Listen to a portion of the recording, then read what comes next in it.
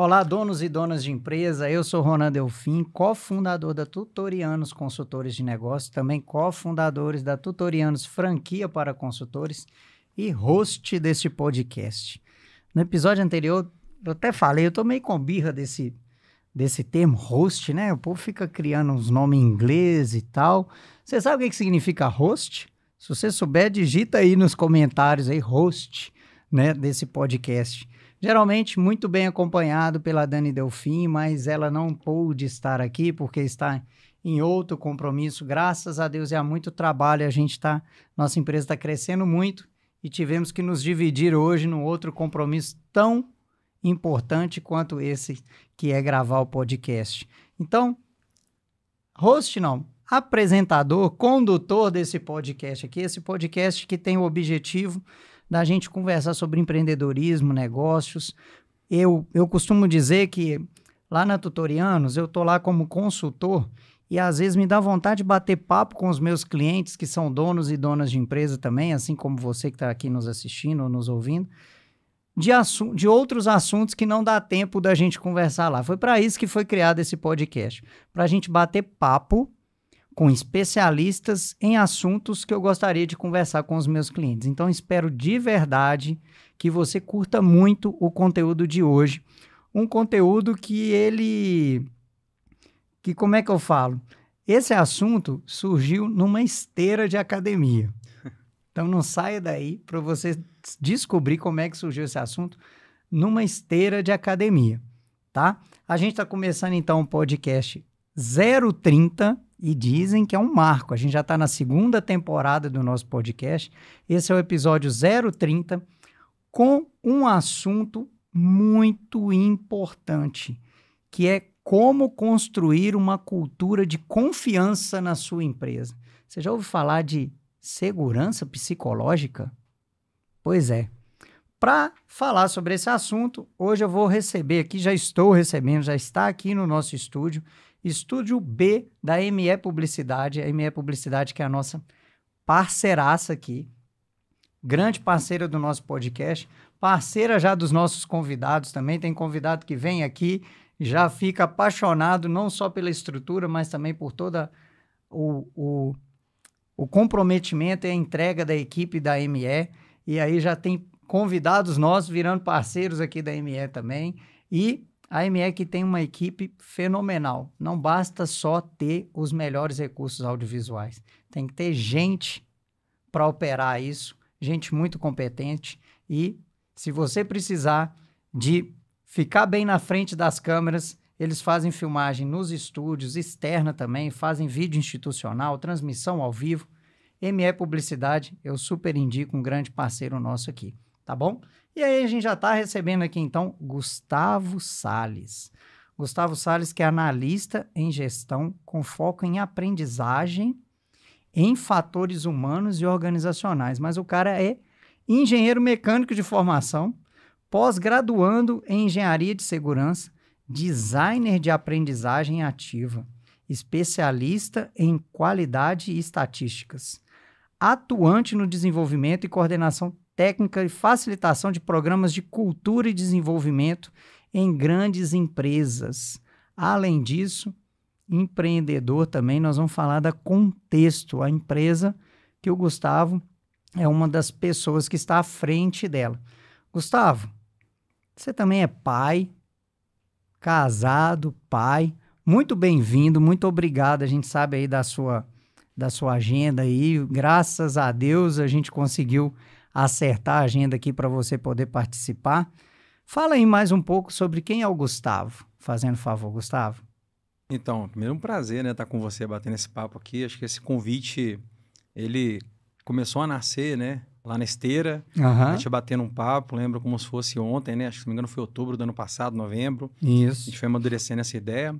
Sou o pai da Melissa e do Murilo, né, casado com a Thalita, e o que mais, né? Eu sou um cara apaixonado pelo processo de aprendizagem, né? Tudo aquilo que influencia o desempenho das pessoas no ambiente de trabalho é aquilo que mexe comigo, né? Tá, ô Gustavo, desculpa te interromper, mas Sim, as pessoas me perguntam muito assim, Ronan, como que você foi de terapeuta ocupacional, que é a minha formação inicial, atendia crianças com atraso de desenvolvimento e tudo, para empreendedor e consultor de empresas.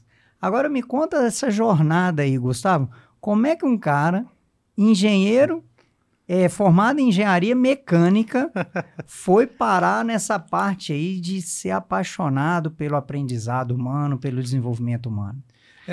Engenheiro mecânico faz o quê, para começar? Só para o povo entender. Rapaz, mexe com máquina, com projeto, né? E é interessante que a gente brinca, a gente fala que é um engenheiro com as bordas arredondadas, né? Por quê? Normalmente a gente que é da área de exatas, a gente tem que ser muito cartesiano, né? Uhum. É muito, tudo é um X, um Y, um Z, tudo muito desenhadinho, muito quadrado, e a turma da área de humanas é uma turma um pouco mais aberta, um pouco mais focada em contextos, né? Em ambientes flexíveis, né? E acho que um ponto interessante, né? Eu brinco, eu falo que minha formação, eu sou engenheiro de profissão, mas de vocação eu sou curioso. E é justamente nisso que eu esbarrei com esse processo. Eu me recordo que, assim, trazendo um pouquinho, né? Ao todo, são mais de 15 anos que eu tenho experiência, seja como consultor interno dentro de uma multinacional, ou seja, também como consultor externo, como eu já trabalhei alguns anos no início da minha carreira.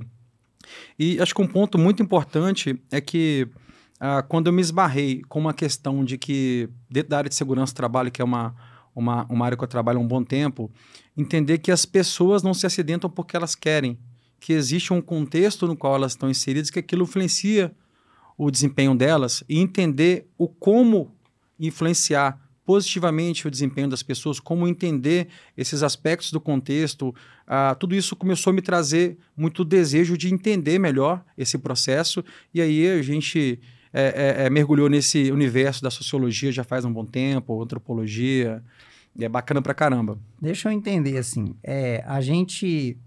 você dava treinamento, ministra treinamento sobre segurança no trabalho. E aí, teoricamente, tem as normas. Consignar um aparelho, usar os EPIs e tal. Sim.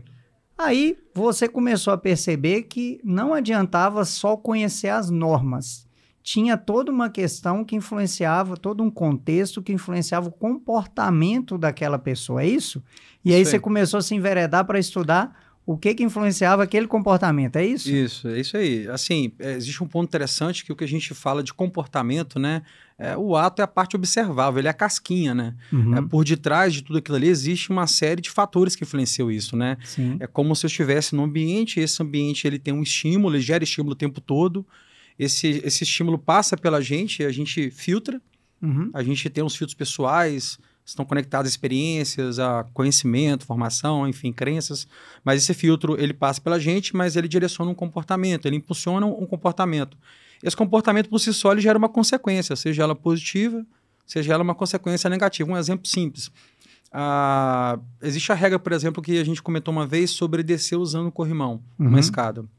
Eu estou descendo usando um corrimão, ok? Seu comportamento, eu lidei de cara com um líder imediato, e ele foi e me abordou, falou, cara, parabéns, você está usando um corrimão aí, legal, está cuidando da sua segurança, bacana. Da mesma forma que eu poderia encontrar com ele sem eu estar usando o corrimão e ele não falar nada.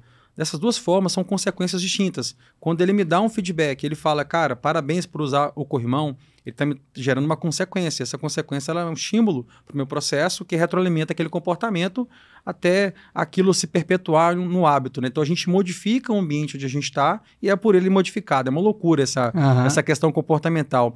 E é justamente isso, a gente começou a perceber a performance das equipes, que isso era um pouco diferente entre as equipes. Dentro de uma mesma empresa, a gente percebe que as pessoas elas têm comportamentos e resultados diferentes.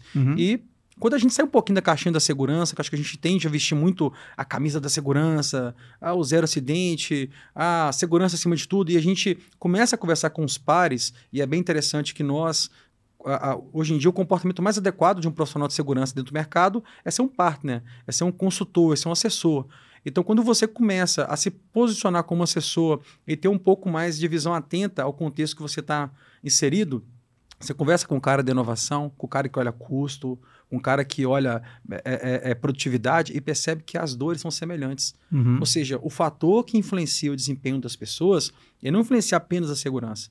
ele influencia o desempenho das pessoas como um todo dentro do ambiente de trabalho. Afinal, as pessoas são as mesmas e os contextos são os mesmos. Entendi. Então, esse é um ponto que me chamou bastante atenção nesse tema específico que a gente está trazendo sobre a parte comportamental. Faz tanto sentido isso aí que você está falando, que muitos empresários, donos e donas de empresa, quando vêm até mim, já sabem o que tem que ser feito. A dificuldade é fazer o que tem que ser feito. E aí, a gente entra como consultor com uma visão muito holística, entendendo por que ele não está fazendo. Às vezes é, sim, falta de recurso na empresa dele, falta de um equipamento, falta de grana e tudo. Às vezes é um desentendimento, uma falta de alinhamento entre sócios. Um letramento também. Ou alguma capacitação que ele precisa, um desenvolvimento. Mas às vezes também é coisa cultural dele. Por exemplo, eu tenho um cliente que a gente até indicou para ele passar por um processo de coach, porque eu atendo muito donos e donas de micro e pequenas empresas. Então é aquele cara que ele é bom na atividade fim, mas ele também vende o serviço dele, o produto dele. Legal. E o cara, a gente tava vendo por que o desempenho, por que a empresa dele não crescia tanto, e a gente indicou para ele um processo de coach com uma psicóloga muito competente, e ela descobriu que internamente com ele achava que vender era errado. Ele cresceu com a imagem de que o vendedor quer tomar vantagem em cima do cliente, quer ter maior lucro e tudo. Legal. E aí, quando ele foi empreender, quando ele ia vender o serviço dele, ele ficava com a sensação de que ele estava passando a perna, que ele não precisava de lucrar tanto, que ele estava olhando só o lado dele, não estava olhando o lado do cliente, e travava na venda, cara. Impressionante isso. Tem muito contexto envolvido nisso daí, né? Opa, demais. Gustavo? Sim. Agora, o pessoal deve estar curioso aí, que eu falei, você falou também da esteira da academia. Sim. Vamos explicar aqui. Eu e Gustavo, a gente frequenta a mesma academia, ele muito mais disciplinado do que eu, principalmente na minha atual fase de vida aí, profissional e tudo. E geralmente eu chego às 5h30 da manhã na academia e você chega às 6. Um pouco 5h45, 5h50, por aí. E aí a gente encontra na esteira. Encontra no cardio, né? Encontra no cardio. E aí, entre um cardio e outro, a gente vai ali conversando. E aí a gente começou a falar, você me trouxe sobre um tema, Gustavo, que é a segurança psicológica. Confesso que eu nunca tinha ouvido falar desse termo. Geralmente a gente fala da segurança física, da segurança emocional, e aí você até me trouxe essa questão. E à medida que você foi me explicar isso, eu falei, Gustavo, nós temos que falar isso para mais gente. Esse papo aqui na esteira tem que ser levado para mais gente. O que é essa segurança psicológica, Gustavo? Legal. Então, acho que é bom a gente começar assim, tem uma frase do Sidney Dekker que eu acho legal pra caramba, que ele fala, não é possível consertar um segredo. Acho que esse é um ponto que é bom a gente já começar a pensar dessa forma, né? Explica aí. Como que a gente conserta um segredo? Como que a gente melhora um segredo? Acho que a primeira parte do problema, né, das melhorias dos processos, acho que é o grande goal desse tema, é você ter um ambiente onde seja seguro a gente declarar que o problema existe. Porque o problema ele existe. Você declarando ou não, o fato de você negar que existe um problema, ele não deixa de existir. Ele não se conserta por si só. Então, acho que um ponto que é interessante, até para a gente poder tentar entrar nesse tema, o que não é segurança psicológica? Então, segurança psicológica não é gentileza, não é outro termo para a gente poder tratar confiança. A segurança psicológica, até pelo contrário, né? A segurança psicológica, ela é uma gestão de riscos interpessoais. Ela fala do contexto do ambiente e não das pessoas em específico. Né? A gente brinca, né? É um cálculo probabilístico ao nível tácito que você faz, assim, de qual a probabilidade de você se dar mal ou se dar bem ao se pronunciar. Então, por exemplo, levantar a mão para falar que tem uma dúvida, falar que não entendeu, ou levar um feedback do cliente. Poxa, o cliente reclamou aqui que o preço está caro da nossa roupa e falou que ali na esquina abriu uma loja nova com preço tal. Então, mas se eu falar isso daí, como que eu posso ser interpretado pelo meu chefe?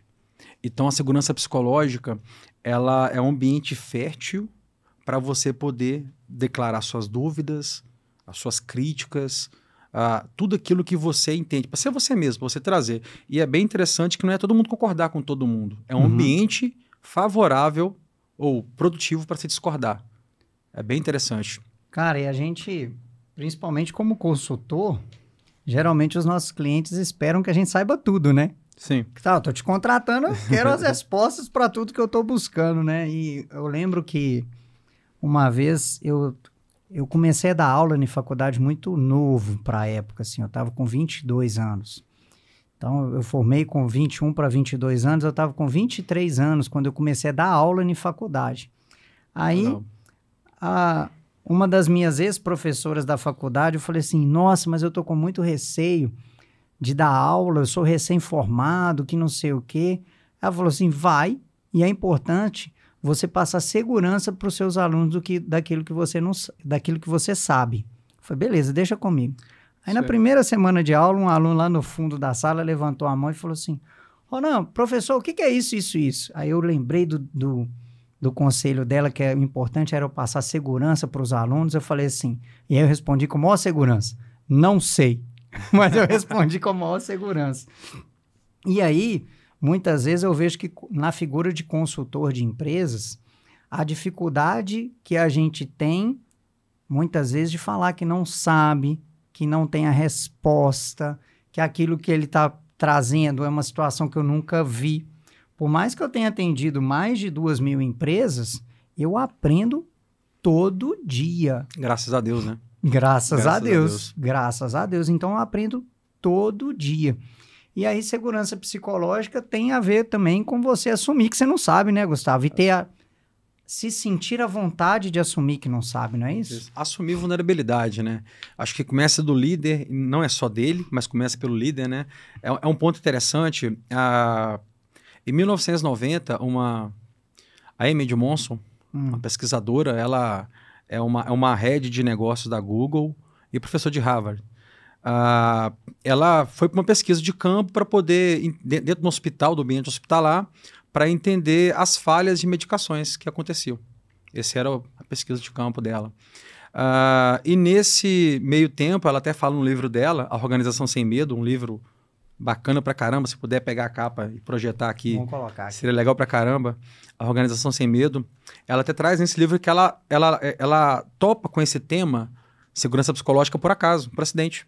É mesmo? E esse é um ponto interessante, que ela queria entender sobre como as organizações, as equipes lidavam com o erro, né? E como que isso influenciava o desempenho delas. E é um ponto interessante que ela encontrou com uma equipe que tinha melhor performance, e essa equipe de melhor performance era a equipe que mais tinha erro declarado. Ela deu um passo para trás e pensou assim, peraí, só voltar. Era a equipe não só que mais errava, mas é que tinha mais erro declarado. Isso. É esse que é o ponto. Aí ela contratou uma outra pesquisadora, tirou o contexto e falou assim, confere, por favor, essa informação. E não falou o que ela tinha visto. Ela falou assim, realmente, essa equipe ela é a que mais erra. Não quer dizer que ela é a que mais erra, mas sim aquela que mais declara o erro. E aí ela começou a perceber que as equipes que tinham mais tranquilidade de colocar os problemas e relatar os problemas, elas melhoravam os processos com mais facilidade. Então, elas tinham um desempenho mais elevado que as outras. Aí, sabe um ponto interessante sobre essa questão dessa pesquisa? É que ela ficou congelada um pouco. Ela entrou pro mainstream depois, volta de 2016. Foi um artigo do New York Times, do Charles Duhigg. Charles Duhigg é autor daquele livro O Poder do Hábito, que é um livro fantástico também. Um clássico. Um clássico, né? Acabei de ler, foi até a indicação do meu amigo Adriano Henrique, meu sócio na Contexto, né? Ele me indicou esse livro e eu finalizei ele há umas 2, 3 semanas atrás. E o Charles, ele trouxe esse conceito e a capinha dela aí, essa daí. Criando segurança psicológica no local para aprendizado, inovação e crescimento. Então, esse livro, uma das coisas que impulsionou bastante foi o artigo, né, que a gente teve na The New York Times, do projeto Aristóteles, da Google, que estudou o que influenciavam as equipes, quais que eram as características, né, das equipes de alto desempenho dentro da Google. E a conclusão foi que entre todos os outros critérios, as outras características, segurança psicológica, ela foi a base de tudo. Olha. Ela sobrepôs. As equipes que tinham uma capacidade de supostamente relatar os erros, relatar os problemas, as dúvidas, elas tinham uma performance maior. Então, eu percebi que era uma característica comum. Sabe o que é um ponto interessante, Ronan, que eu queria trazer para a gente poder conversar? A mentalidade da gente, no geral, sobre questão de melhoria de processo. Por exemplo, muitas das vezes, quando o resultado é tido como aceitável, o faturamento está ok, o fluxo de cliente está bacana, normalmente, a gente recebe os inputs das melhorias nos processos, só que o resultado está aceitável. Uhum. O que eu faço com essas melhorias? Eu pego, faço uma bolinha de papel e jogo na lata de lixo. Aí depois, quando a minha empresa começa a cair o faturamento, a equipe começa a não performar, a rotatividade das pessoas começa a aumentar, o que acontece? Você contrata um consultor para entender o que está acontecendo e você percebe que todas as falhas, os problemas sistêmicos que a sua empresa tinha já estavam presentes lá atrás, quando o seu faturamento estava top. Só que você não captou, você não descriptografou essa informação do sistema. Ela emergiu, mas você não atribuiu significado, não atribuiu importância para ela. Gustavo, isso aí que você está falando, eu geralmente costumo falar que eu não gosto daquela frase, na verdade eu detesto aquela frase que em time que está ganhando não se mexe. Por quê? No mercado, a única certeza que a gente tem é a mudança. Sim. Que amanhã vai ser diferente de hoje. Amanhã o dólar vai ter outro preço, amanhã a taxa Selic vai ser outra, amanhã a geração que vai estar chegando no mercado de trabalho vai ser diferente da de hoje. Enfim. Ainda mais esse mundo atual, né? Bastante incerto. A mudança é constante. Né? A mudança é constante e as mudanças são cada vez mais impactantes. Então, você falou aí muito bem. Gente, em time que se está ganhando, se mexe sim para continuar ganhando. Porque o outro time vai se movimentar, o mercado vai se movimentar. Então, deve-se sim. E aí, eu gosto muito de citar também Chico Xavier, um brasileiro notável aí e tudo, que ele tinha na cabeceira da cama dele a seguinte frase: tudo passa.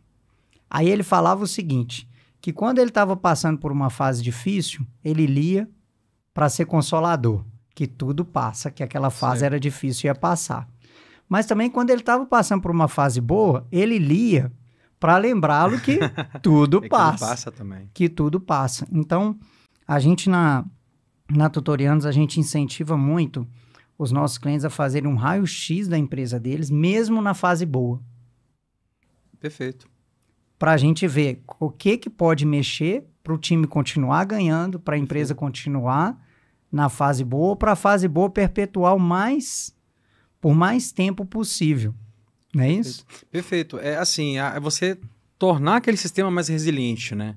Porque essa incerteza, esse excesso de informações, a característica da mão de obra hoje mudou muito comparado a um tempo atrás. É muito comum conversar com um comerciante e falar, estou com dificuldade para achar mão de obra. Seja a mão de obra específica ou seja até mesmo a mão de obra básica de início, né?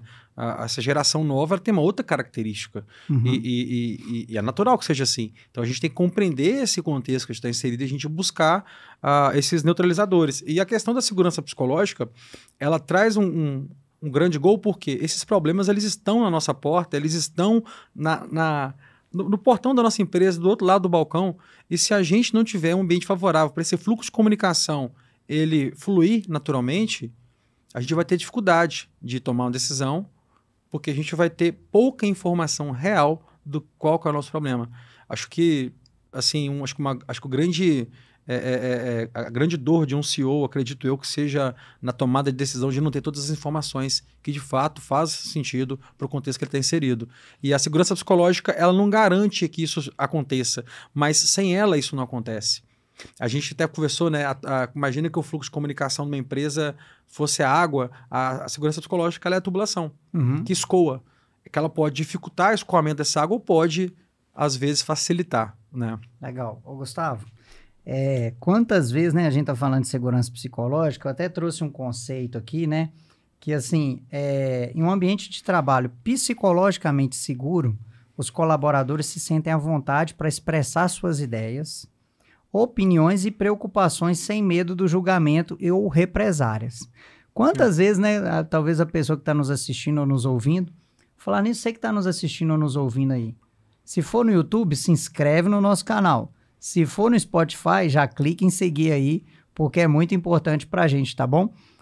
Bom, e aí, cara, o que acontece? Quantas vezes não aconteceu com você, já aconteceu comigo várias vezes, de eu estar num evento, Sim. aí a pessoa lá, filho, fala assim, o que você acha disso, disso e disso? Ou eu preciso de uma ideia assim, assim, assado. Eu falo assim, nossa, eu acho que essa minha ideia é ridícula, melhor não falar não. Sim. Com medo do julgamento. Perfeito. Ou com medo de represárias. Aí eu não falo. Aí alguém do meu lado, ou alguém ali da plateia, vai dar uma ideia muito parecida ao cara. Excelente ideia, que não sei o quê. Eu falei, putz, por que eu não falei? Isso aí. Isso acontece no dia a dia da empresa. E só para trazer para a realidade da micro e pequena empresa, você falou que você trabalha numa grande multinacional. Talvez um que deixe de dar ideia Sim. é um impacto. No meio de 2.000, 3.000 pessoas que trabalham lá.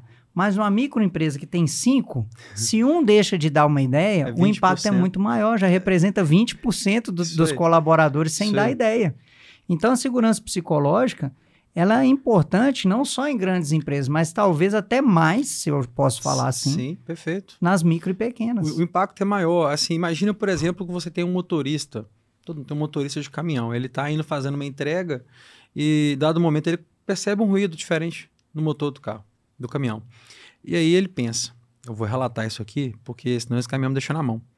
Aí ele pensa, não, o último que relatou, o encarregado foi lá e puxou a orelha, falou que é problemático e falou que aqui, quem traz problema tem que trazer a solução. Cara, dá para ir. O que acontece? O caminhão quebra no meio do caminho. O caminhão quebrou, teve atraso na entrega para o cliente, teve o gasto com acionamento seguro, teve todo esse processo que poderia ter sido trabalhado e antecipado, basicamente por quê? Porque eu não tive segurança para poder expor uma percepção minha. E tem um caso, inclusive está no livro, esse caso é fantástico dentro do hospital. Uma enfermeira recém-formada, ela estava acompanhando dentro de uma UTI neonatal o nascimento de um gêmeos. E aí ela tinha acabado de formar, quando a gente acaba de formar, a gente está com os conceitos à flor da pele. E é bem interessante, né, que ela viu um médico bastante grisalhão, experiente e tal. O médico não receitou para os gêmeos, acho que nasceu com 27 semanas, parece. Não receitou um medicamento que, no entendimento dela, por estar recém-formada, era mandatório. E ela, quando ela foi para falar com ele, ela lembrou de uma cena que ela tinha visto há poucos dias dele dando uma represália numa outra enfermeira, né? E aí ela falou assim, não vou falar não, porque ele é médico, ele sabe o que ele faz, e a última vez ele abordou, ele puxou ele da enfermeira, não vou falar não. E olha só que interessante, para a gente não parecer ignorante, não parecer, às vezes, sem conhecimento, não parecer intrometido, ou seja, a gente administra risco da nossa imagem o tempo todo, a gente tem essa preocupação. A forma como as pessoas nos veem, isso impacta muito naquilo que a gente faz. E aí ela deixou de falar. E é interessante que nesse momento ela assumiu, para não impactar a sua própria imagem, ela assumiu de forma indireta o risco da morte dos bebês. A gente, só para dar um spoiler, eles não morrem, eles estão bem, deu tudo certinho. Mas olha só que interessante, 2 saídas para esse processo. Se ela chega e aborda o médico, e o médico vai e fala com ela por que ele não ministrou o medicamento, por que não foi dado o medicamento, porque naquele contexto não era aplicável, etc e tal. O que acontece? Ela ia aprender.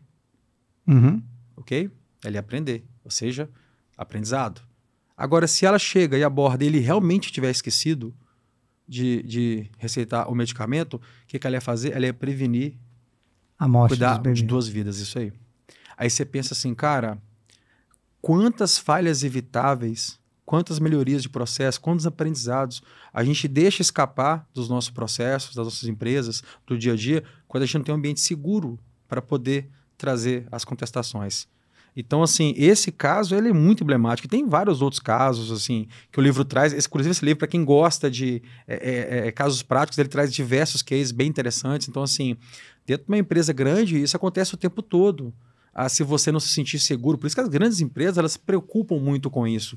Porque é nada mais do que você amadurecer e dar manutenção no fluxo de comunicação da sua empresa. Cara, uma coisa lá na esteira lá da academia que eu achei fantástico, segurança psicológica, é claro que o nosso público aqui, a gente está falando de empresas, donos e donas de empresas, mas isso serve para educação de filhos, Tudo. para casamento, aí trazendo para a empresa, para relacionamento entre sócios. Perfeito. Por exemplo, eu já atendi uma empresa que tinha 4 sócios. Ele era tido como o cara criativo, o cara que dava ideias legais e tal. Legal. E os outros 3 eram mais pragmáticos. Um era muito racional na parte financeira e tudo, gostava de números, o outro era mais da lógica, do como fazer. E aí esse cara que dava ideias, que era o sócio mais criativo, ele trazia as ideias. Aí o outro que era mais pragmático, ligado no como, virava e falava assim, mas como que nós vamos fazer isso? Aí fazia tanto questionamento do como. Isso aí. E o cara só estava trazendo uma ideia a princípio. Aí o outro que era do nome falava, mas quanto que vai custar isso? Que esse cara criativo começou a cansar entre sócios, hein, que eu tô falando. Ou seja, hierarquicamente, eles estavam na mesma posição, tinham mesmo a porcentagem da sociedade da empresa. Sim. E tudo. Ele começou a cansar e falar assim, não vou ficar dando ideia não, porque toda ideia que eu dou, eles vêm me rebatendo, vêm me criticando, vem isso, vem aquilo, quase nenhuma é aceita e tal, e aí ele parou de dar ideias. Lá na frente, ele foi cobrado disso. Falei assim, poxa, o resultado da empresa caiu tanto, tá acontecendo isso. Aí ele falou assim, pois é, eu pensei em a gente fazer isso. Por que você não falou, então? Porque ele começou a ficar com preguiça de dar ideia e os outros sócios virem questionando tanto ele assim. Isso acontece demais entre sócios. Muito. Isso me lembrou o caso da Kodak. Conta o caso da Kodak. Que eu comentei com você, interessante, foi, não sei se você sabe, né, em 1970, um engenheiro da Kodak, ele criou a primeira máquina digital. Uhum. E aí, quando ele foi levar essa ideia que ele pôs na mesa da diretoria para poder aprovar essa ideia, ele falou, você é doido, cara? Você é doido? Ué, a gente vende filme aqui. Se você fizer isso daí, você está acabando com a nossa empresa. E ele foi retalhado, ou seja, ele estava desafiando o status quo. Uhum. Beleza, Kodak não fez a máquina digital, guardou. O que aconteceu? Pega um ano certinho aqui, 2003, a Sony foi lá e criou a máquina digital. Em 2012, a Kodak declarou falência. Então, como é que é? Em 2012, a Kodak entrou em falência. Entrou em falência. Ô, gente, não sei a idade do pessoal que está aí nos assistindo. Será que alguém sabe ainda o que é filme? Máquina de filme? É isso. Mandei aí. Até aqui para a produção. Daqui a pouco pode colocar aí na tela aí a foto de uma máquina fotográfica e de filme para poder colocar 12 poses, de 48 12 poses. Ô, gente, num mundo não tão longínquo, num tempo não tão longínquo, a gente tirava foto e esperava revelar para saber como é que saiu a foto. Isso aí, e num filme de 36 poses era comum 12 perderem, isso aí. 48 poses era ostentação. Isso aí, você tinha que ter dinheiro, né? Tinha que ter dinheiro. Quando eu viajei para a praia a primeira vez, eu lembro que eu comprei um filme de 48. Aí, ó. Uma máquina da Kodak. Digita aí, se você que está nos assistindo, se você é da época da Kodak. Beleza? É a turma que toma baré, né? Baré cola e cara, tudo. Eu lembro que eu comprei esse filme, né? Eu lembro que minha mãe só me falou uma coisa. Gustavo, não abra o filme. Deixa dentro da máquina. Beleza, mãe. Tranquilo. Rapaz, eu fui com a escola para Porto Seguro. 12 horas de viagem. Eu tinha 11 para 12 anos de idade. Você pensa que com a máquina, eu queria ver as fotos. Eu abri. Sério? Ou seja, eu não tenho... Quando eu conheci a praia, eu não tenho nenhuma foto que comprova que eu conheci a praia nesse período, porque queimou tudo. E você não podia, né? Abrir a máquina. Você não sabia como sair a foto. Eu tinha curiosidade. Na época, eu lembro que tinha aqueles relógios da virada do século, do ano 2000. Tinha toda aquela mítica que ia ter o bug e tal. Eu não tenho nenhuma comprovação que eu fui em Porto Seguro nos anos 99, 2000. Então vou te contar um caso aqui de máquina fotográfica também. Um amigo meu, né? Porque quando a gente vai contar alguma coisa que é vacilo, a gente fala que é um amigo nosso e tal. Um amigo meu. Um alter ego, né? O pai dele foi inaugurar um supermercado na época. E junto com o supermercado inaugurou um prédio em cima desse supermercado. E aí o nome do prédio era o nome do avô dele, do pai desse amigo meu e tal, que não sei o que. Tiraram um tanto de foto. Aí esse amigo meu era criança, por volta dos 3, 4 anos de idade, vai entender o que passa na cabeça de uma criança, viu aquele tanto de filme fotográfico assim, resolveu dar banho nos filmes, jogou numa bacia cheia de água. Não tem nenhuma foto da inauguração do supermercado e nem do prédio. E foi a última vez que os tios desse pai do amigo meu se reuniram vivos. Poxa... Isso aí. Criança sendo criança, né? Inclusive, segurança psicológica. Essa época... O que é? Segurança psicológica. A psicóloga da minha...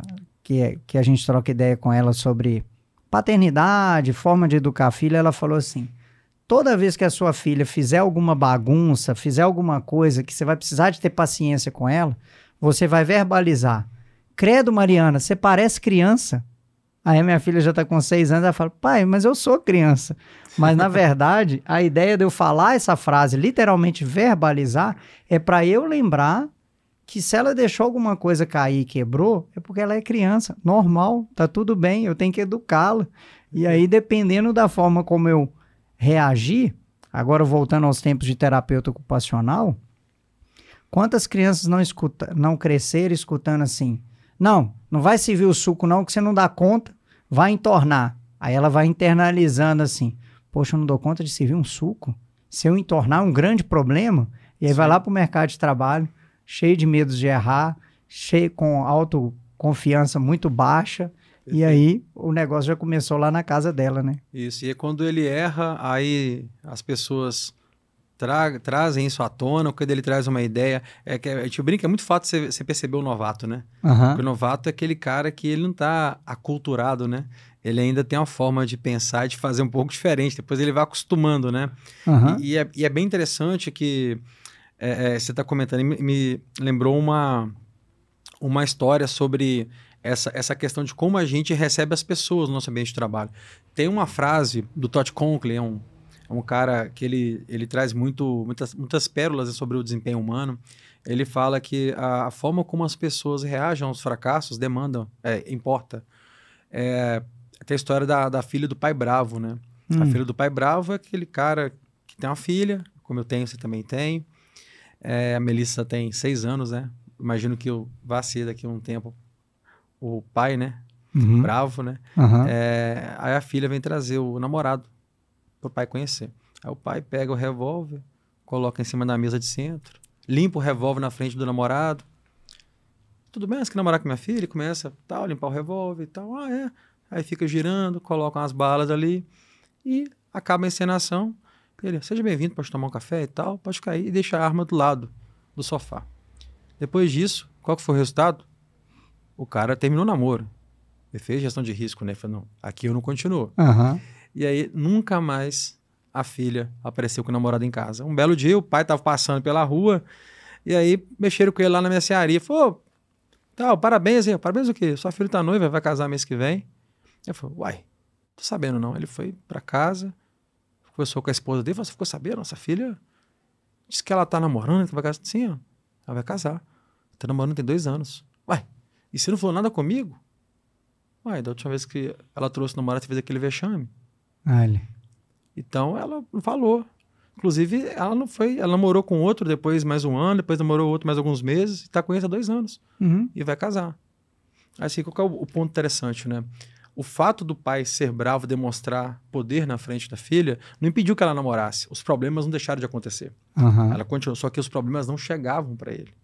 E aí o problema só chegou, entre aspas, quando estava grande, ou seja, quando ela ia casar, estava saindo de casa. Em algum momento ele ia ver ela saindo com a mala, pô, tô indo embora de casa. Aí ele, ou seja, voltando à história do motor do caminhão, o motor não consertou, porque eu não falei que o motor estava sem problemas.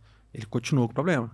Até o momento que a grande perda aconteceu. O que seria essa grande perda? No caso, o atraso, a quebra do caminhão, o atraso para entrega ao cliente, a satisfação do cliente. Então, acho que o grande ponto, embora a gente atribua isso muito à liderança, e a liderança ela é parte disso, com certeza. Nós vamos falar disso. Começa por ela. A gente tem que saber como reagir aos erros, como a gente reagir de forma mais didática, mais inteligente. Porque depois que você fica em cima de uma notícia ruim, você bate na mesa, tem gente que quebra as coisas, grita, fala alto. Depois que passou esse estresse, você vai sentar, compreender o problema e resolver. Não tem outra saída. Então, é muito interessante essa forma de pensar. Cara, e aí, vamos... Assim, a gente tá falando de segurança psicológica. Uma vez eu fiz um treinamento pela Google e eu gosto muito da forma da Google resolver de forma mais simples possível problemas mais complexos e tal. Legal. E lá na Google eu falo o seguinte, assim, eu lembro direitinho desse treinamento que eu recebi lá. Fala assim, se for para errar, erra logo, mas erra pequeno. Sim. E o meu mestrado é na área de estratégia, competitividade e inovação. Legal. Cara, você falou aí das equipes de alto desempenho, que eram os erros mais relatados, mas as empresas mais inovadoras são aquelas que têm melhor aceitação ao erro. Porque como que você inova? Você está criando algo que é disruptivo, você está criando uma tecnologia que ainda não existe algo próximo daquilo que você está criando. Isso aí. A inovação é o erro que deu certo, né? A inovação pode ser um erro que deu certo. O resultado é aceitável. E o resultado é aceitável. Então, eu gosto muito dessa frase. Se for para errar, erra logo, mas erra pequeno. Sim, perfeito. No ambiente mais protegido possível. Por exemplo, lá na Tutorianos, a gente é muito procurado por pessoas que querem abrir empresa. E aí elas querem mitigar o risco. Empreender é correr risco. Não tem jeito. Perfeito. Mas elas querem a nossa ajuda para mitigar o risco. E aí a gente cria, por exemplo, o MVP, que é o Produto Mínimo Viável. Ok. O que é o Produto Mínimo Viável? Eu quero montar uma empresa da área de treinamentos. Legal. Beleza. Antes de você ter todos os treinamentos montados, vamos montar um e testar? Perfeito. Uma vez eu caí no bom sentido nisso. A Dani, ela ama plantas e a gente mora em apartamento. E ela ama planta. Lá em casa é verde para tudo quanto é lado. Eu tô até vendo um dia que eu vou ter que sair de casa para a planta entrar, mas beleza. E aí, cara, eu achei um site de uma empresa que vendia umas caixinhas de papelão que vinha com mudas de plantas que vivem bem dentro de apartamento, em ambientes que não tem tanta luminosidade, essas Legal. coisas. E aí você montava, tipo assim, era de jardim vertical. Então, se eu quisesse colocar 5 caixinhas dessa na parede da sala, eu podia. Se eu quisesse colocar 10, elas encaixavam entre elas, ia formando. Aí eu fui no site vendo isso. Aí eu falei, quero comprar 10. Aí eles, obrigado, você está na nossa lista de espera. Assim que as caixinhas começarem a ser produzidas, a gente vai te avisar. O que eles estavam fazendo? Testando o mercado. Porque, na verdade, provavelmente, eles só tinham as 10 caixinhas que apareciam no vídeo. Eles não tinham mais nenhuma além daquelas. O que eles estavam fazendo? Se for para errar, erra logo, mas erra pequeno. Sei. Eles montaram um vídeo institucional com as 10 caixinhas. Me encantou a ideia, que eu queria agradar a Dani, queria fazer uma surpresa para ela e comprar aquelas caixinhas. Só que, na verdade, eles só tinham as 10 que foram usadas no vídeo, porque eles estavam testando para ver se tinha demanda de mercado. Provavelmente, eles deviam ter tido uma meta assim, se 100 pessoas clicarem em comprar, a gente produz. Se 99 clicarem em comprar, a gente não produz e vão ver por que o produto não foi tão aceito assim. Então, se for para errar, erra logo, mas erra pequeno, né? Não. Muitas pessoas montam uma loja de roupa e aí que vai me procurar e fala assim, Ronan, eu tô com dificuldade de ter cliente, tá? Mas por que você não testou antes? Sim. Antes de montar toda a estrutura, por que você não testou antes? Não montou um MVP, um produto mínimo viável? Enfim. Legal. Então, as empresas mais inovadoras e geralmente as que mais crescem também são aquelas que têm uma cultura de aceitar melhor os erros. Sim, perfeito. Isso é fantástico. Quantas vezes o Oscar Monsanto ele teve que arremessar até ele acertar? Aham. Até ele, né, a gente pega vários exemplos, né? Você deve lembrar daquela falta, né? Foi falta que o Ronaldinho Gaúcho foi bater na Copa, Hum. que todo mundo, e foi gol. Aí a gente ficou na dúvida se ele ia cruzar ou ele ia chutar no gol. Aham. Ou seja, se foi um cruzamento que deu errado. Mas deu Mas certo, Deus que foi deu gol. Aham. Então, assim, e a segurança psicológica está muito sobre isso, sobre assumir riscos, né? Risco do seu próprio desempenho, inclusive. Porque quando você assume riscos interpessoais, quando você chega e se coloca, fala assim, poxa, Ronan, você me entregou esse produto aqui, mas eu não está tendo adesão no mercado. Uhum. Eu percebi isso, isso, isso. Aí você recebeu essa informação, ou seja, um feedback. A partir daquela informação, ou seja, o problema está na mesa, deixou de ser um segredo, a gente vai começar a entender e neutralizar os problemas. Quando você tem uma cultura de silêncio, eles falam que o silêncio ele é mais forte do que a paixão para poder cegar o cérebro, né? Então, assim, você tem um travamento, né? E é bem interessante, não sei se vocês chegaram a ver, a Amy traz dentro de um gráfico as empresas, equipes de alto desempenho, alto padrão, versus o nível de segurança psicológica. E é bem interessante que são 4 quadrantes, né? A gente tem baixo desempenho e alta segurança psicológica. É a zona de conforto, né? O que eu, como líder, tenho que fazer? Eu tenho que incentivar, dar desafios para aquela pessoa se promover, né? Uhum. A gente tem um lado também que é baixo desempenho e baixa segurança psicológica. Aquela equipe é apática. Então eu tenho que promover a segurança psicológica, desenvolver as equipes para poder tirar ela dessa zona, que é a zona apática, onde as pessoas estão ali simplesmente para poder chegar no horário e bater o cartão e ir embora. Uhum. Né? Mas a gente tem a situação também onde você tem, basicamente, o alto desempenho e a baixa segurança psicológica. Essa é muito perigosa, porque você tem a zona da ansiedade.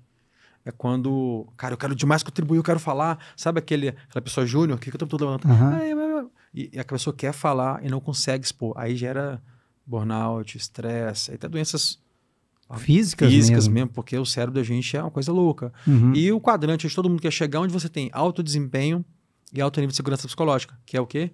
A zona de aprendizagem. Então, acho que o grande gol do líder é ele conseguir enxergar de forma bem holística dentro da organização dele, da equipe dele, quais os quadrantes estão ocupados, as pessoas, e a partir daí trabalhar no desenvolvimento delas, para jogar todo mundo para o 4º quadrante, que é um ambiente seguro para se falar e pessoas com alto desempenho. Esse é Gustavo, então, por exemplo, a gente pode provocar quem está nos ouvindo aí, assistindo, os donos e donas de empresa, o seguinte: tenta lembrar aí agora quando foi a última vez que algum funcionário seu aí da sua empresa levantou a mão para dar uma ideia. Isso pode ser um bom indicador. Sim, perfeito. Se ele nem lembrar de quando que foi a última vez, ele pode estar com um problema grave. A equipe pode estar apática, Sim. A equipe pode estar com baixa segurança psicológica, não fica à vontade para dar ideias. Então, quando é que foi a última vez que algum membro da sua equipe levantou a mão para dar alguma ideia, para sugerir alguma coisa? E isso é uma pesquisa prática, né? Uhum. A gente tem o outro lado também. Você pensa o seguinte: você é uma pessoa super aceita, super boa praça, como diz o outro, né? A pessoa anfitriã, de fato. E a sua equipe não contribui. É a zona de conforto. O cara só faz o que lhe pagam, nada mais, nada menos, não contribui com nada, só vai ali para chegar ao final do dia. Então, assim, a gente percebe que tem talentos que estão ali, simplesmente na zona de conforto. Cabe a gente perceber isso e gerar, basicamente, um incentivo, um desafio para aquela pessoa, né? Ô, Gustavo, e aí o papel da liderança, ele é muito importante, né? Por exemplo, assim, a Contexto nasceu disso, né, Gustavo? O que é a Contexto? Coloca até a logo aí da Contexto pra gente fazer um favor. Contexto O que é a Contexto, Gustavo? Olha, a Contexto é um sonho, né? Um sonho compartilhado, né? Essa andança que a gente teve nos últimos 15 anos aí, eu e meu sócio, Adriano, a gente sentou e dividiu uma percepção. O Adriano, ele é uma excelente pessoa, mais de 20 anos de experiência dentro das multinacionais, na parte de gestão de contratos, gestão de equipes, de liderança, e eu sou aquele cara de aprendizagem, de líderes também. Então a gente foi e sentou, cara, existe uma carência, uma necessidade muito grande de letramento dessa liderança. E quando a gente pega essa necessidade de letramento, de desenvolvimento, de falar sobre, de buscar, a gente percebe que existe uma oportunidade muito grande da gente contribuir de forma prática com isso. Então, a Contexto lá nasceu disso. Por que Contexto? Desenvolvimento organizacional, né? Aprendizagem e desenvolvimento. É justamente isso. A gente começou a perceber sobre a importância do letramento dessa liderança, de qualidade. Quando a gente pega, por exemplo, assim, o Fórum Econômico Mundial, tá lá, aprendizagem ativa e métodos de aprendizagem ativa lá como um dos top 10 habilidades, os que mais carecem, né? Enquanto a gente vai para o mercado, a gente tem pouca oferta sobre isso. A gente tem uma demanda represada, muitas vezes ela fica dentro do próprio RH da empresa, isso não externa, né? E essa demanda existe e a gente percebe. E é bem interessante que quando as empresas vão buscar, eu falo porque a gente hoje está dentro de uma multinacional, a gente percebe isso, nosso maior medo é externar e pegar algo de prateleira. Entendi. Ali, aquele Ctrl+C, Ctrl+V, o chat GPT. Entendi. Né? E aí a gente pensa, cara, cada empresa tem uma característica, tem uma cultura, tem uma necessidade. Assim, existem muitas coisas comuns, isso é fato. Okay? Mas tem uma característica peculiar, uma empresa igual, por exemplo, de família, outra empresa de sócios que são irmãos, outros são vizinhos, outros são amigos de infância. Tem um contexto. Então, a ideia do nome contexto, da marca contexto e do processo é justamente esse. A gente entender que cada organização tem seu contexto e você compreender esse contexto para adaptar um desenvolvimento, uma solução, é o grande gol. É por isso que o contexto nasceu. E essa marca aí foi uma parceria com o pessoal da Purple, o Bernardo, nosso parceiro de marketing. Um abraço, Bernardo, e a turma da Purple aí, que captou as ideias e trouxe a nossa filhota, né? A nossa primeira desenho do que vinha a ser Contexto. E o Contexto nasceu em outubro e você e a Tutorianos, assim, eu sou um tutoriano, né? Nós somos tutorianos, né? Assim, vocês conseguiram, estão conseguindo nessa assessoria, né? Desculpa, nessa consultoria, né? Que a gente está fazendo com vocês, de viabilizar o nosso sonho. E viabilizar de forma rentável, né? Um mercado muito interessante, assim. Muito bom. Cara, e o que eu vejo, Gustavo? Assim, acho que vocês foram muito felizes em ter essa sacada aí da Contexto. Inclusive, parabéns aí para a Purple, a marca ficou muito bacana mesmo e tudo. Acho que vocês foram muito felizes de trazer essa questão do contexto para os líderes, para tudo assim. Por quê? Eu costumo falar o seguinte, às vezes eu sou contratado para dar treinamento sobre desenvolvimento de líderes. Perfeito. Programa de desenvolvimento de líderes. A gente tem um programa lá super completo, inclusive com parceria com a Contexto agora e tudo. E aí a gente vai conversar com os gerentes. É o pessoal de nível de C-level que a gente fala, gerente. Cara, o que é comum? A gente chega lá para dar consultoria, a gente fala uma coisa com o dono da empresa, aí o gerente fica pé da vida com a gente, com a situação, fica bravo, porque assim, eu sempre falei isso com ele, ele nunca me ouviu, agora só porque vocês estão falando, vocês são de fora, você está falando e ele vai fazer. Sim. Ou a gente também percebe assim, uma cultura lá do líder de, isso sempre foi feito assim, vai ser feito assim, a empresa é minha, que não sei o quê. E aí começa a ter um choque de que o gerente, ele não concorda com a decisão do dono, perfeito, mas ele tem que aplicar, inclusive na equipe. Eu mesmo já passei por isso. Hoje, como consultor, a gente tem a possibilidade dentro da Tutorianos de demitir cliente. Então, às vezes, eu oriento o meu cliente a fazer alguma coisa, ele assume os riscos por conta dele, às vezes, dependendo do risco, eu falo, cara, a partir de agora você vai só você, porque eu não vou te acompanhar nisso daqui não, porque eu sei o que vai acontecer. Sim. E tudo. Às vezes a gente demite cliente também por questões de valores. E a insegurança psicológica também, eu percebo que passa muito pelos valores praticados dentro da empresa. Sabe, você falou de empresa familiar, por exemplo. Sim, perfeito. E tudo.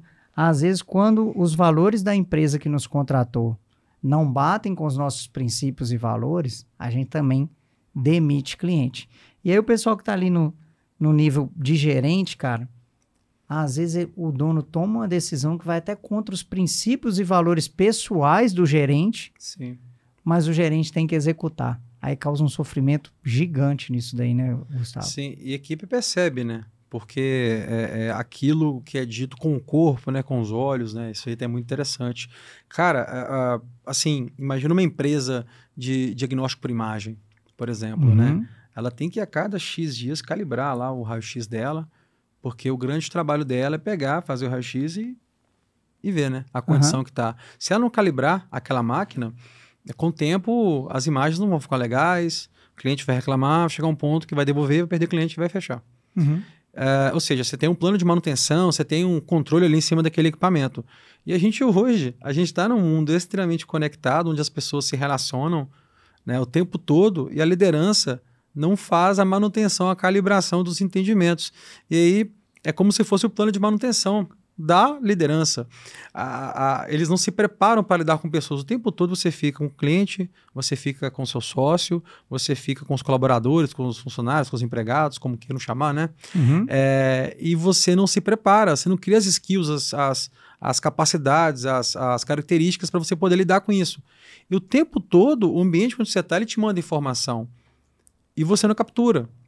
E essa descalibração, essa falta de parâmetro, essa falta de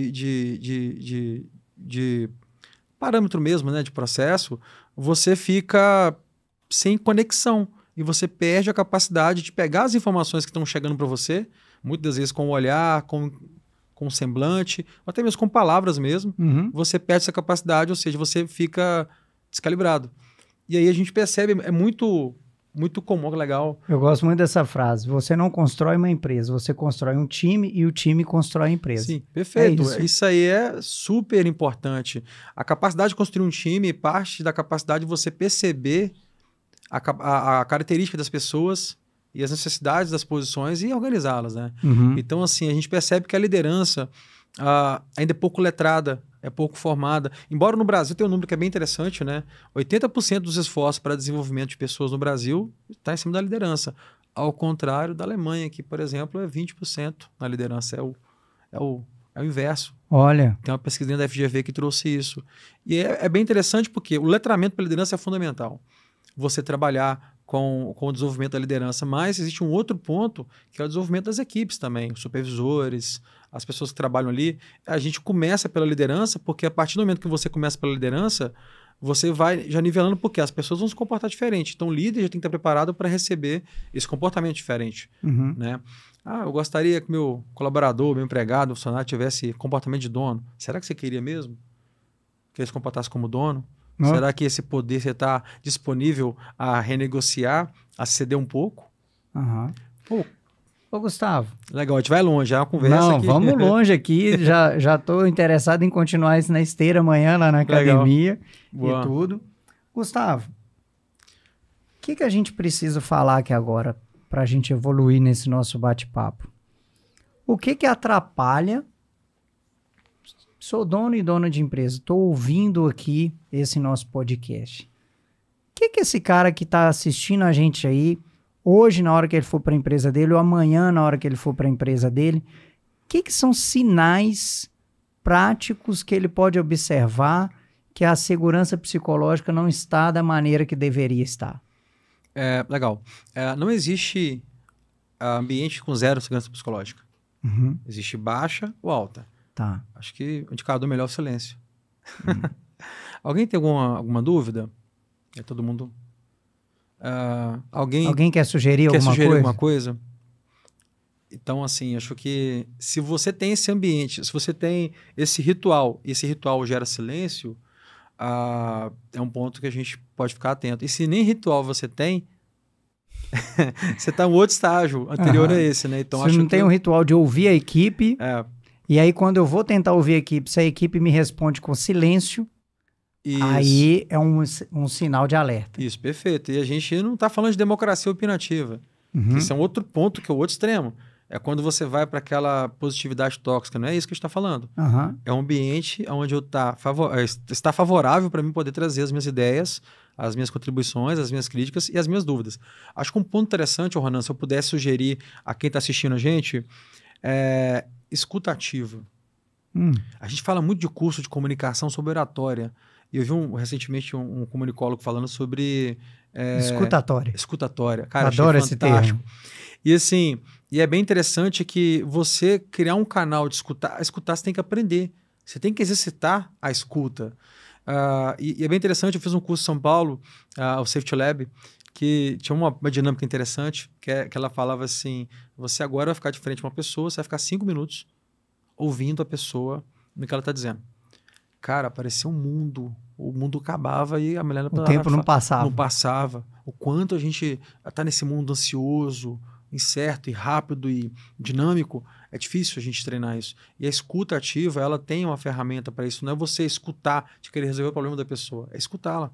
E no final fala assim, cara, o que você espera que eu faça? Como que eu posso ajudar no seu trabalho? Como que eu posso ajudar a construir isso daí? Como que eu posso melhorar esse processo? Então, acho que a escuta é um ponto interessante. E existe também, sabe, Ronan? Aí vai para as empresas médias, talvez, isso é mais realidade, é uma economia comunicativa.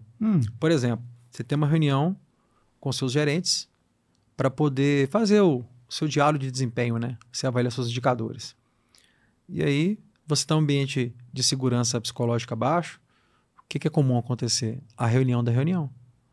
Vamos alinhar numa reunião anterior o que a gente vai falar e como a gente vai falar na próxima reunião. Legal. E aí, essa reunião normalmente é feita com o seu par ou seu chefe, né? O chefe do seu chefe, você vai reunir com o seu chefe e você, antes de conversar com o seu chefe, você tem a reunião da reunião da reunião. Você prepara o indicador e a melhor forma de explicar como é que ele acontece. Aí você pega uma reunião, às vezes, de 1 hora, de 30 minutos, ela é antecedida por outras 1, 2, 3 reuniões de 1 hora, você perde 3 horas do seu expediente só preparando para aquele momento, porque você não tem segurança psicológica para falar assim, cara, o nosso indicador era X, a gente não alcançou, foi menos 20. E o cenário é esse, então você não tem segurança, você quer levar a melhor forma. Então, a segurança psicológica traz muito disso, sobre a questão de você economizar o tempo, né? Cara, olha só, você tá me falando aí... Eu já vivi... É louco, né, bicho? Não, já vivi um relacionamento mesmo, com uma mulher e tudo, era namoro, que eu tinha tanta insegurança psicológica que às vezes eu tinha que dar uma notícia para ela. Pera aí, Luquinha, daqui a pouco a gente entra nesse slide aí.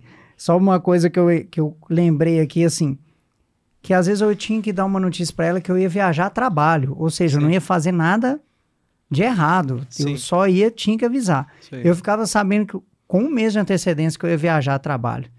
Mas eu ia remoendo, tentando, esperando o melhor momento para falar. Esse momento nunca vinha e geralmente eu avisava para ela de última hora, tipo, ó, amanhã eu tenho que viajar a trabalho. Aí ela ficava mais brava comigo ainda porque eu avisava de última hora, não dava para ela se programar muito, mas eu ficava protelando dar uma notícia para ela de algo que nem era coisa errada que eu ia fazer. Eu tinha que viajar a trabalho. Legal. E eu ficava esperando o melhor momento para dar essa notícia aí.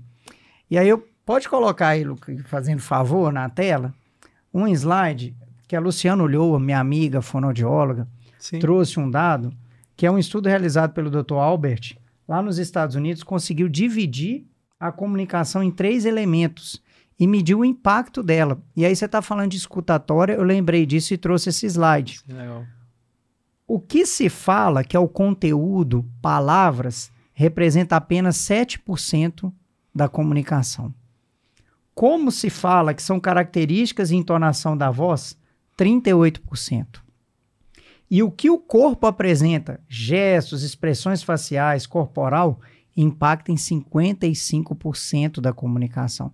Então, escutatória, você que é dono de empresa, você que é casado, você que tem filha, não é só ouvir o que a pessoa está dizendo, mas a forma como ela está dizendo e a forma como o corpo dela está ali naquela situação. Perfeito. Eu achei fenomenal essa informação que a Luciana Ulloa trouxe, como que escutar é muito mais além do que você está ouvindo o que a pessoa está dizendo, mas você lê a pessoa. Isso faz muita diferença na escutatória.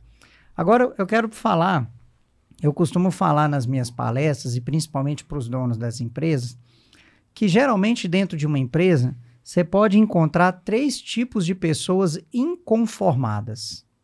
Legal. Primeiro tipo é a inconformada acomodada. É aquela que está inconformada com a situação. Vamos pegar aqui fora da empresa. Eu estou inconformado com a atual conjuntura do país, mas eu não vou votar, não. É só um voto, não vai adiantar nada. Então, ela está inconformada, acomodada. Apesar de inconformada, ela não está fazendo a parte dela para mudar. Zona de conforto. Tá ali. Tem a inconformada destrutiva, que é aquela que na reunião da empresa, na hora que tem que falar, não fala nada, tá inconformada, não fala nada, mas na hora que sai da reunião, sai falando pelos corredores, piorando o clima da empresa, falando com quem não resolve, porque na hora que era para falar, não falou. Então, esse é um inconformado destrutivo. E tem a pessoa que tem um inconformismo construtivo, sim, que é aquela pessoa que está inconformada, não porque a situação esteja ruim, no caso, por exemplo, mas que acha que sempre pode melhorar, está sempre disposta a fazer a parte dela para contribuir com a melhoria do ambiente ou dos resultados da empresa. Então, é a inconformada acomodada, a inconformada destrutiva e a inconformada construtiva.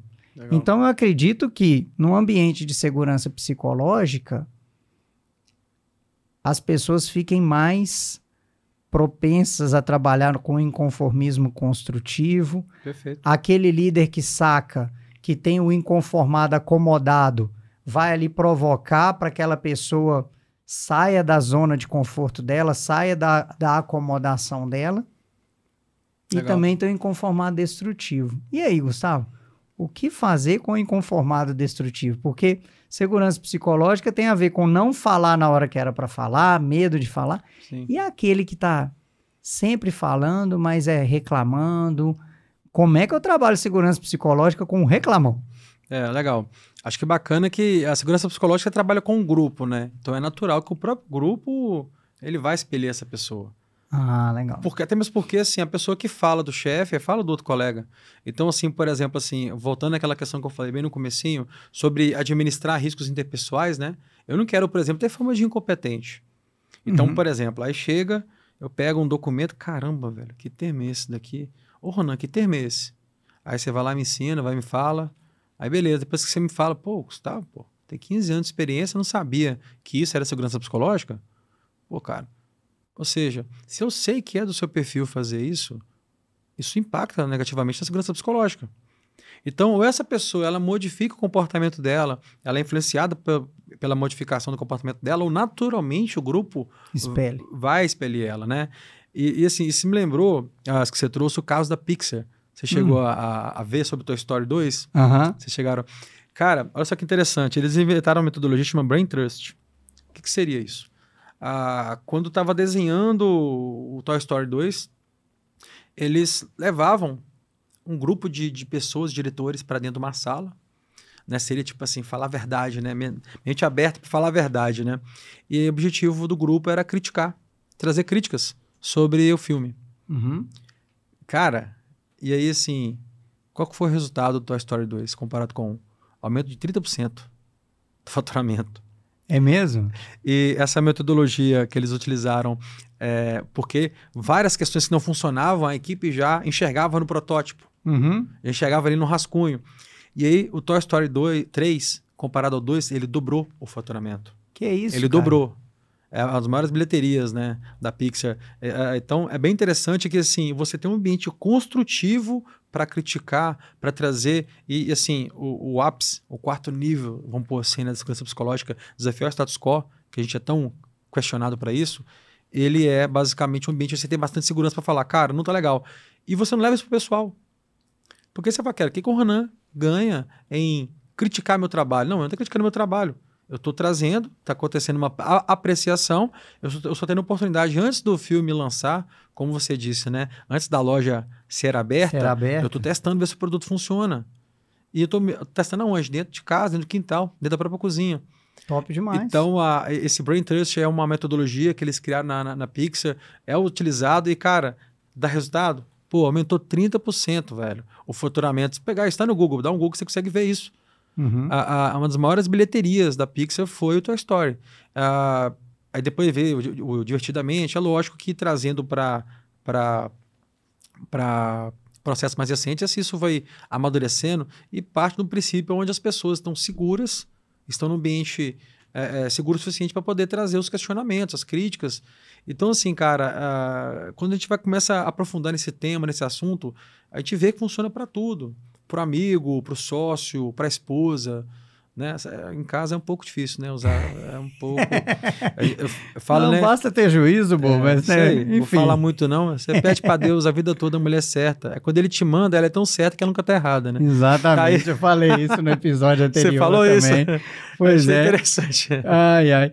Cara, olha só, a gente tava falando ali do reclamão, que o grupo expele e tudo. Na hora que tiver no jeito aí, coloca a manchete do jornal O Globo. Por que a pessoa que reclama danifica os próprios neurônios? O hábito de reclamar foi comprovado por especialista que mata neurônio. Caramba. Só que aí, se você que está convivendo, se você é um reclamão, não vou nem falar para você, mas se você convive com pessoas que reclamam, eles descobriram que existe o reclamão passivo. Não existe o fumante passivo, que também é prejudicado por conviver com pessoas que fumam. Existe o reclamão passivo. Conviver, também foi comprovado que conviver com pessoas que reclamam também afeta o seu neurônio por conviver com essa pessoa. Rapaz. Então, você está falando aí de que o grupo expele, aí ó, mais um motivo para expelir o reclamão, porque ele não faz mal só para ele faz mal para quem convive com ele também. Olha que doido. Mas isso é o reclamão do mal, né? Porque eu sou um reclamão, eu sou um inconformado por natureza. Então você está no inconformismo construtivo, então. Isso aí. Eu fiquei até assustado aqui, rapaz. Não, reclamão do mal. Tanto que eu já reclamei. Estudos comprovaram que o hábito de reclamar, e tem gente que transforma isso em hábito. Sim. Que o hábito de reclamar afeta os próprios neurônios. E aí outro estudo também comprovou que conviver com pessoas que reclamam afeta o neurônio de quem convive com a pessoa que reclama. Então, aí ó, é usar o seu direito de ir e vir, que está na Constituição, e ir para longe de pessoas que vivem reclamando, né? Ou senão que vai reclamar lá no reclamômetro, né? No reclamômetro. Vai lá na parte aberta, lá longe de mim, né? Gustavo, sou dono de empresa, eu sou líder de uma equipe. A gente falou de alguma dica e achei espetacular a sua dica de observar o silêncio da equipe. Sim. Tá, e agora a gente já entrando na reta final aqui do nosso podcast. Poxa, o tempo passou... Passa rápido, passou mais rápido do que lá no cardio, não passou ou não? Dependendo da inclinação da esteira, passou mais rápido mesmo. Passou mais rápido, né? Gustavo, e como construir? Eu sou dono de uma empresa, ou sou líder de uma equipe, como construir a segurança psicológica, ou, na verdade, nem como construir, né? Você falou que não existe zero, existe baixo nível e alto nível. Perfeito. Como aumentar o nível da segurança psicológica dentro da minha empresa ou com a minha equipe, Gustavo? Começa por onde?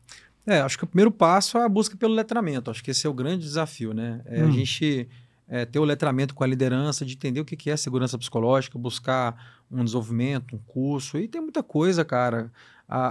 Hoje em dia a gente chama da eutagogia, né?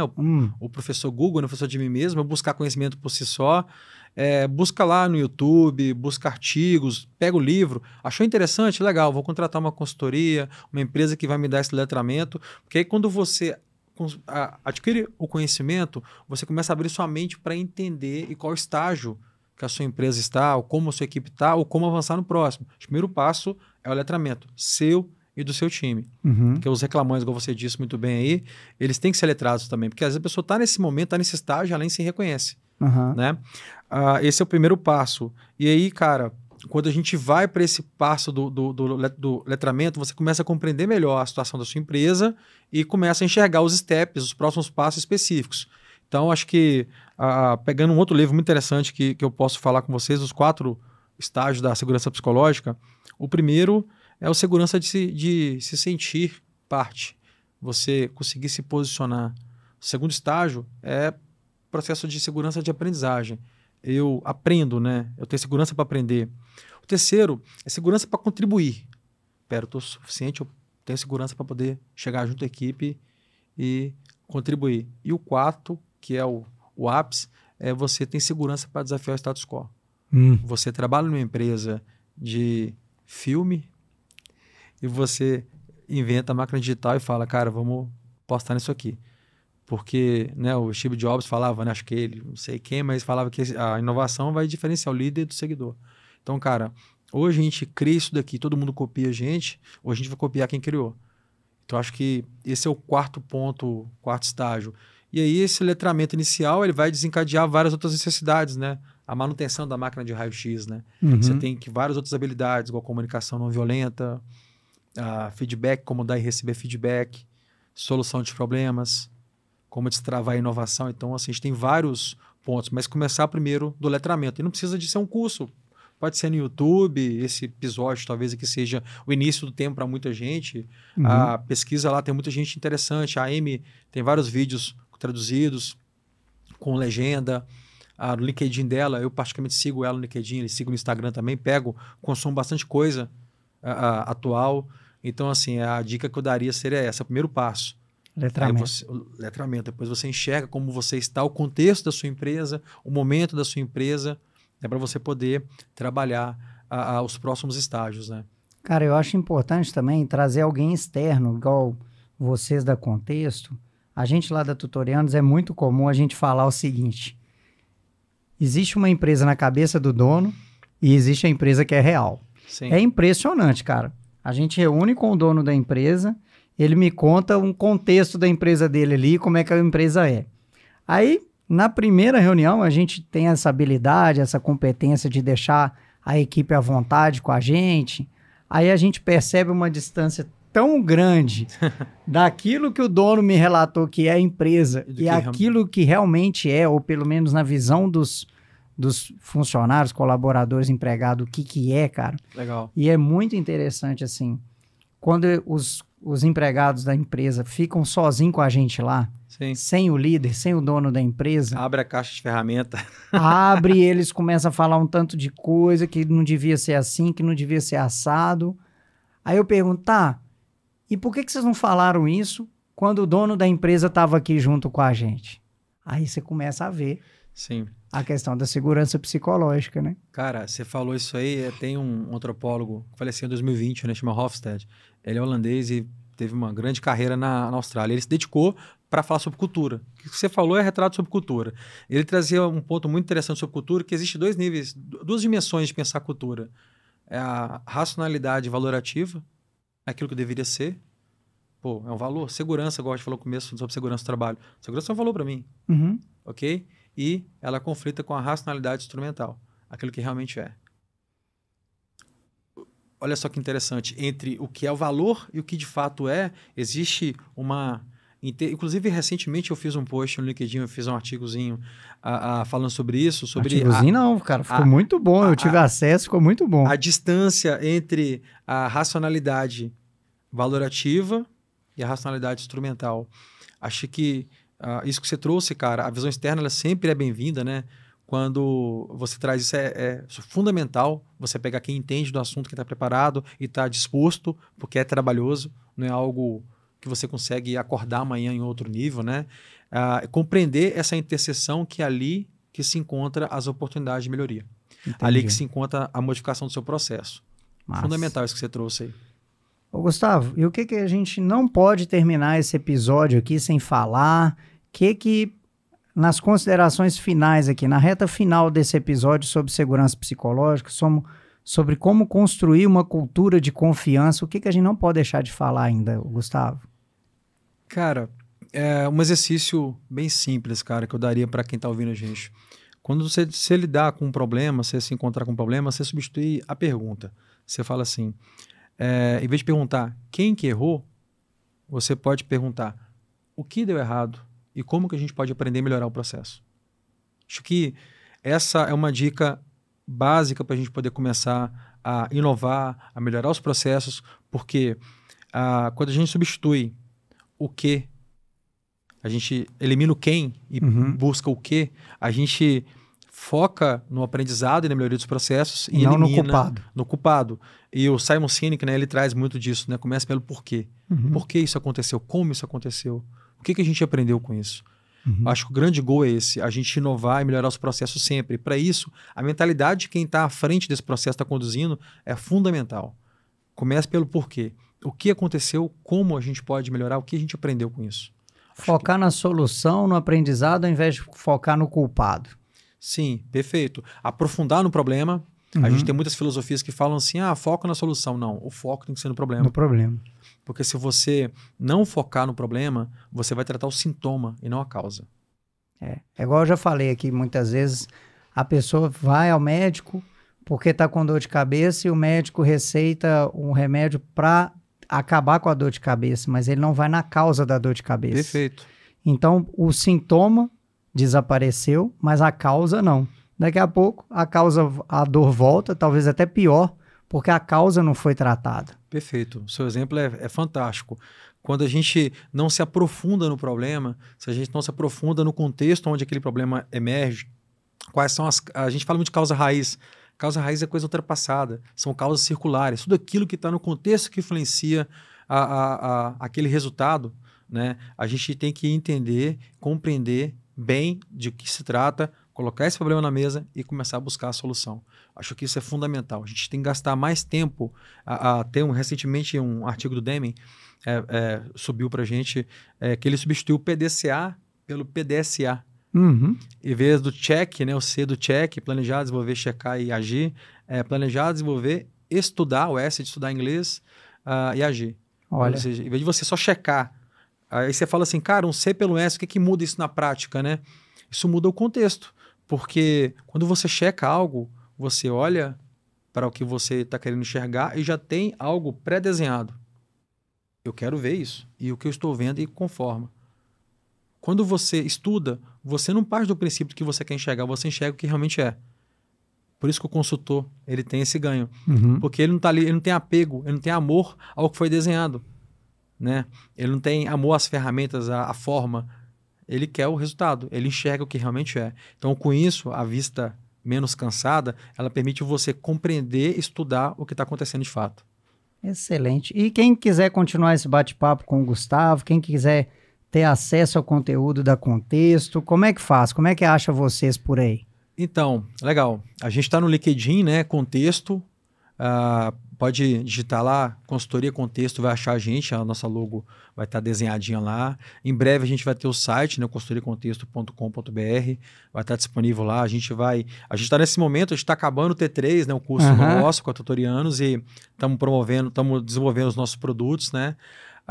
E no LinkedIn, onde eu estou mais ativo, né? O Instagram também, mas eu acho que o LinkedIn, ele é o principal. Gustavo Salles, né? Tem tanto o meu sócio Adriano Henrique, tanto o Gustavo Salles, vão estar discutindo um pouquinho, trocando ideias, figurinhas, né? Das nossas andanças, experiências por aí. Okay? Fechou. Muito bom, Gustavo. Muito obrigado. A mensagem que eu tenho para te trazer aqui, você que está nos ouvindo aí, nos assistindo, dizem que e eu concordo, tá? Só existem 2 tipos de empresa.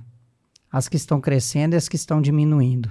Não existe as que estão se mantendo no mesmo tamanho. Só existem 2 tipos de empresa. As que estão crescendo e as que estão diminuindo. Lembra que para crescer, sua equipe também precisa de crescer. A gente constrói uma equipe e a equipe constrói a empresa. E aí? Quanto você tem ouvido da sua equipe? Que tanto que você dá de oportunidade para a sua equipe promover o crescimento da sua empresa? E se precisar de apoio, pode contar com a Tutorianos e pode contar com a Contexto.